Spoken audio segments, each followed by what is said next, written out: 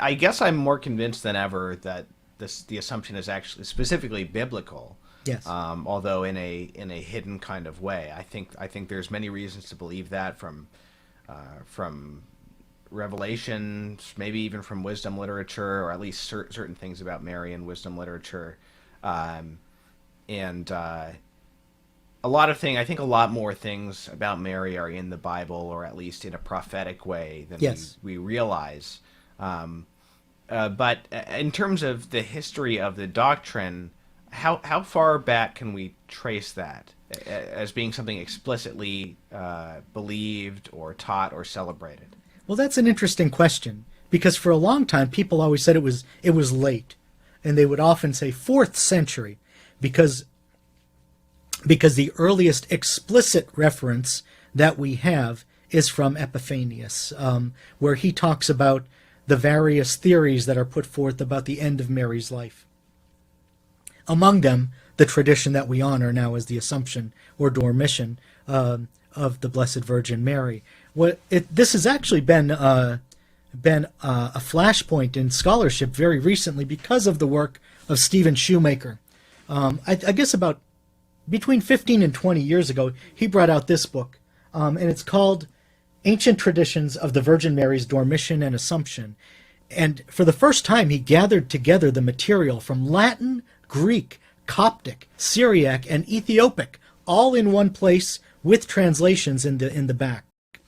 And what he says in the course of his book is that Marian studies has been dominated in the scholarly world by an anti-Catholic bias. There's a circular reasoning that we know that Marian piety arrives late in church history. Therefore, whenever we find a tradition, we date it late because we know that Marian piety is late in church history. So he goes through and he examines the material, and he says, actually, these things are pointing to a fairly early origin. Now, he's been backed up in this more recently by a man who's a giant in the field of New Testament studies, who's not a Catholic, but is a Protestant, and that's Richard Bauckham. Richard Bauckham, who wrote this book, The Fate of the Dead, Studies on the Jewish and Christian Apocalypses. And in it, he looks at the early accounts of Our Lady's Dormition and Assumption, and he's saying that these are actually from very early in church history. Again, here's a scholar who's not a Catholic, who's revered in his field, who is known for his critical scholarship. Now, if you mentioned earlier that the Assumption of Our Lady certainly appears, as Catholics will say, in the book of Revelation, where she's revealed to be taken up into heaven, right? And crowned with the stars, with the moon at her feet, and clothed with the sun, very much appearing as a queen in heaven. And we know this is Mary because she's the mother of the male child who's born to deliver the nations, right?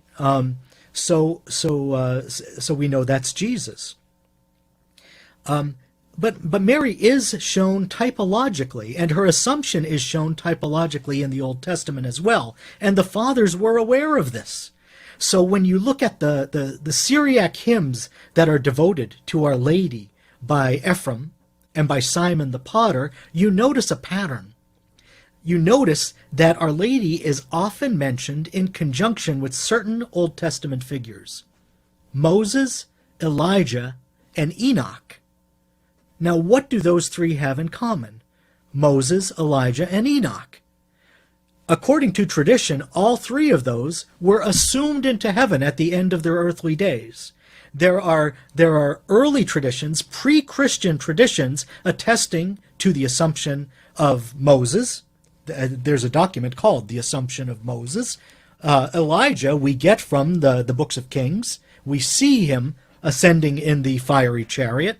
And Enoch, there's a rich tradition of Enoch literature that has been used by both Jews in the ancient world and Christians even today in the Coptic world and the Ethiopic world. So all of those figures were assumed into heaven, and they are all associated with Mary in the hymns to Mary that came out of the Syriac fathers. So yeah, there's a lot of evidence that shows Mary in this tradition of figures known for, among other things, chastity and purity, who were assumed into heaven at the end of their earthly days. That's really amazing. It is amazing. It seems to happen a lot. I mean, I remember reading one of Peter Brown's books, and seeing that purgatory, was mentioned, or something like it was mentioned much earlier than most people think. Yeah. How common was that interpretation of Revelation, the woman clothed with the sun, as referring to Mary among the fathers? I remember reading, maybe it was Epiphanius. It was somebody who wrote a work on virginity, one of the earlier works on that subject. I can't remember the name of the author, but I think he touched on that passage, and I think he just said it meant the church. I remember.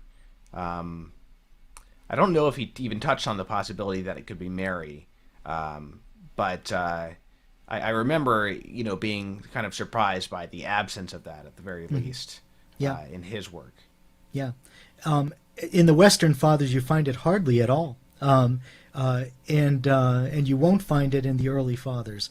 You won't find a lot of commentary on the Book of Revelation at all, because some of the Fathers weren't at ease accepting it as canonical, for one thing. Eusebius says in one place it's canonical and in another place that it's not. So you could see he was of two minds in the course of his career.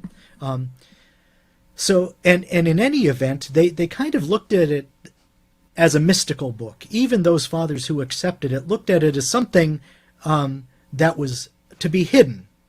It's for those who were ready to receive the teaching, and so it was kept secret, like the doctrine of the Eucharist. So yeah, you don't find the interpretation early on, but you don't find a whole lot on the Book of Revelation early on. It's only with the 4th century that we find commentaries on the Book of Revelation. Now, it's said that that Melito of Sardis wrote one in the 2nd century.